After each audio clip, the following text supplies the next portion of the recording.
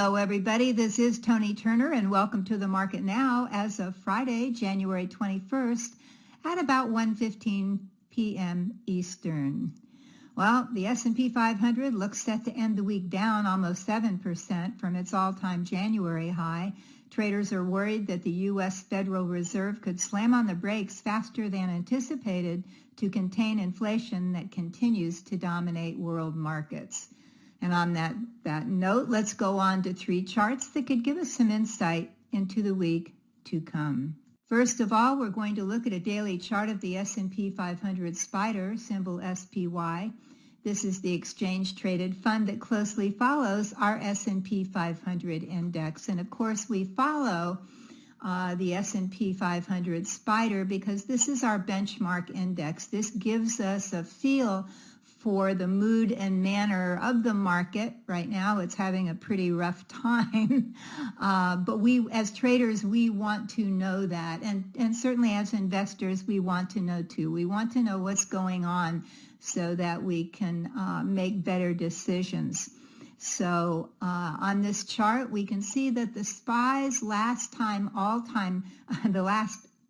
all-time closing high took place on January 3rd at $477.85. That's about $47.78 on the S&P 500 itself. Now, when I captured this chart today, the SPY was trading at $442.66. Again, this is about 6 to 7% lower than its all-time high. So, as you can see, we look left on this screen and we can see that right here, and we drew it last week, but we didn't have this plunge last week.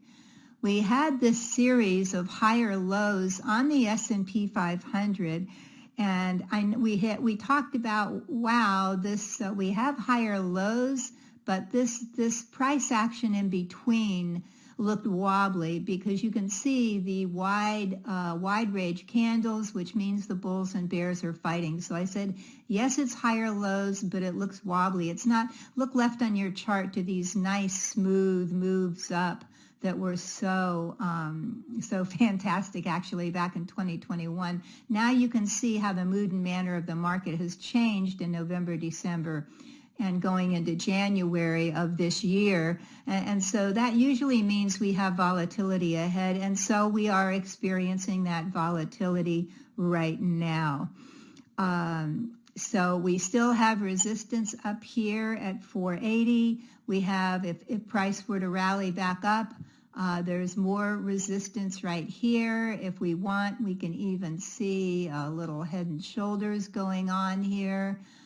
We could even put the trend line exactly where these lows fall, the neckline we call it, and then price fell even further. And now we're down, and it fell past the 20-day through the 50-day, and now again we're sitting on the 200-day moving average, which is coming in at 441.85. So we really, the 200-day moving average is considered by many institutional traders as well as, of course, individual traders like you and I as an indicator that is important. And of course, we want our assets that we are long to stay above this 200-day line.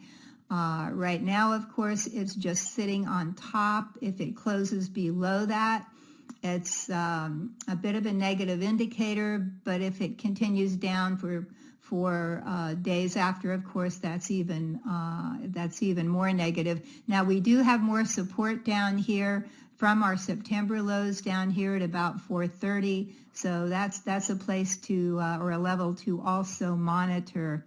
Now, three things here. January is known to be a seasonally positive month. The most positive months of the year are usually November, December, January.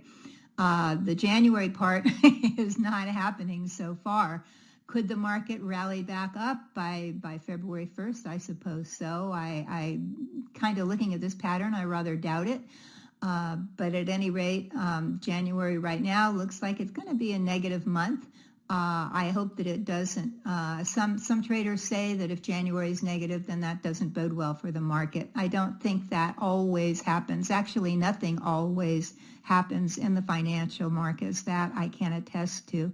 Anyway, with that done, second, please know we are in the belly of fourth quarter earnings season. That always causes volatility. Earnings season always causes volatility. And third, the good news is the market has to go down in order to go up. So this move, while it is uncomfortable at the moment for sure, when it hits the bottom, and nobody knows where that is, it could be today, it could be next week or farther away, but when it does, when it rallies up, that's always a good entry point as long as you are very, very disciplined and put in your protective stops. So please be careful here, and always remember cash is a position. Our second chart today is a daily chart of the Invesco QQQ, symbol QQQ. As you all know, this represents the Nasdaq 100. That's a major index in the market, and it is composed of the top 100 non-financial stocks in the Nasdaq stock market by market capitalization, and we're talking about stocks like Apple, Amazon, Microsoft, Facebook, Alphabet, that whole group. Now, today when I captured this chart, the Qs were trading down here, ouch, at $357.39, actually below the 200-day moving average. We do have the QQQ's all-time closing high back here at November 19th at $403.99. And that means if we take that all-time closing high, and look at our number today, the Qs are trading at 11% below that November all-time high. Now, 11% below means that the Qs are trading more than 10% below their all-time highs, and that is known as correction territory. When any time an index goes below 10%, in this case we're at 11%, that is called correction territory. Now we do have resistance remaining up here at 408, 409. Then if price were to start up, there's more resistance here at about 390. We have the 50-day moving average curling down overhead right now, coming in at 390. So this has price resistance and moving average resistance, but that is at this moment, of course. Price resistance will remain until it's overcome. The 50-day moving average will continue to move, in this case probably to the downside, so it will not remain static, at least down for the moment. Of course, then we have more potential resistance here. Again, it's a moving resistance, but at 385.75. And then we can call it in here at about 378. We have a little more resistance. Of course, with the QQQ below the 20-day moving average, it now could act as resistance. And right now, of course, that's again at 365.60. So the Qs could bounce, absolutely. They've got a lot to overcome to wiggle their way back up to the prior highs. So please mind your protective stops. And please know I love to buy the lows. It's one of my favorite things to do, to go bottom fishing. But this does not yet look ready to bounce. And if it does, it might get swatted back down. So just please mind your protective stops. And I want to look for a little more action into next week before I start bottom fishing. And that is how I'm looking at it right now. Okay, our final chart for today. We have a daily chart here of the Invesco DB Agriculture Fund. DB stands for Deutsche Bank. They created this. So Invesco Agriculture Fund, symbol DBA. Now last week we talked about trading the DBB, Invesco DB base metals, and that worked out pretty well because while the rest of the market was tanking, that was gently moving in an uptrend. Now, and it worked out well. And of course, all of our discussions that we talk about the funds don't always work out, but that worked out well, moving up in the face of a market that was falling pretty hard. Today we are looking at the Invesco DB Agriculture Fund, the DBA. Now, please know that these are this one and the one last week. The DBA today is composed of futures contracts, and it's composed of futures contracts on soybeans, coffee, corn, wheat, and so forth. Now, again, please know that commodity ETFs, and this is a commodity ETFs, are taxed differently. The profits or loss are taxed differently than stock ETFs or stocks themselves. It's a favorable taxation, but it is different.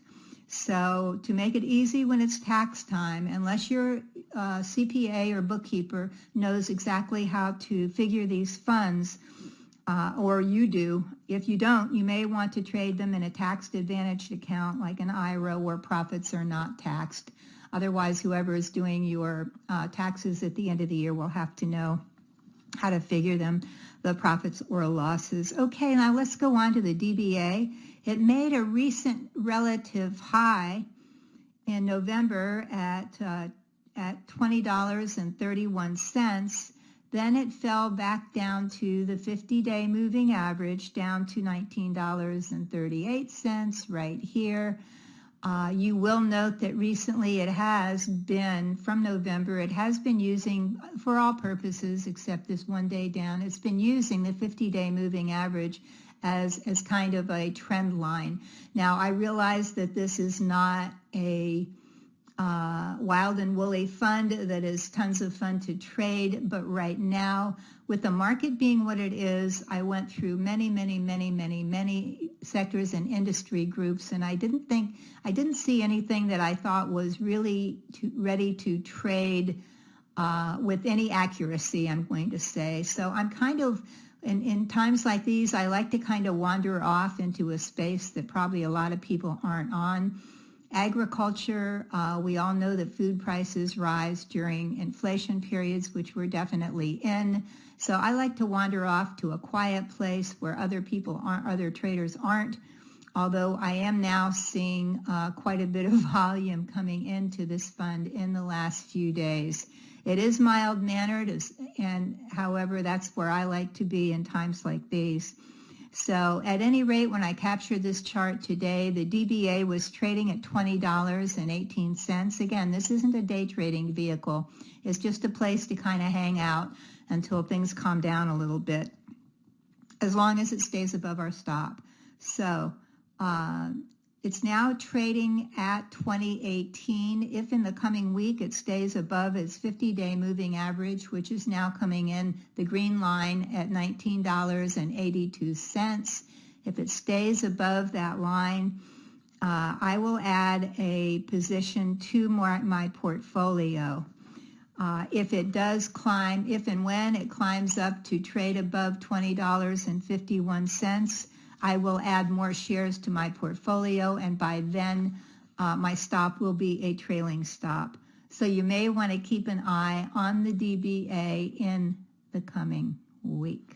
Now, please know before we go that this is the perfect time to check out my online training programs and make sure you are ready to start trading. Make this your most profitable year.